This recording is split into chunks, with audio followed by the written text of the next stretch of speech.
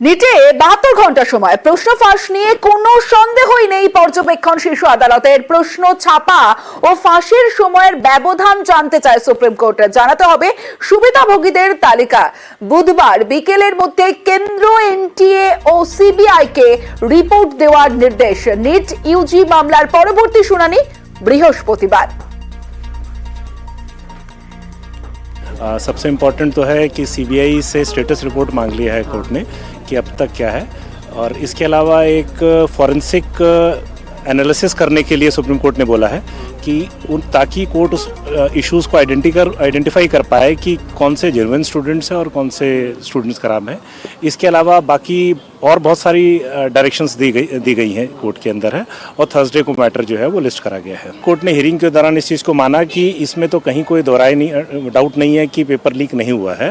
इस पर union of India की तरफ से थोड़ा इतराज़ था, पर कोर्ट ने कहा कि ये तो वेल नोन फैक्ट है, उसका इफेक्ट कहाँ तक पहुँचा गया है, क्या दोबारा रीटेस्ट की ज़रूरत है, या कुछ बच्चों का अगर आइडेंटिफाई कर पाए तो कुछ लोगों का एक लिमिटेड लेवल पर टेस्ट कराया जा सके।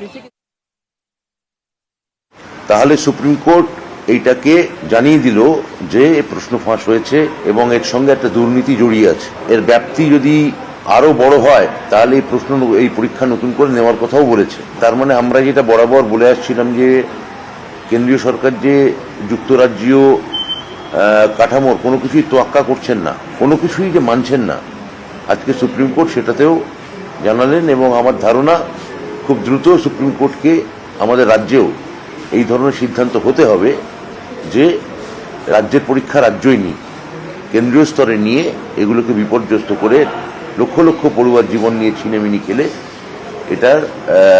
এটা বেশি দিন চলতে পারে না।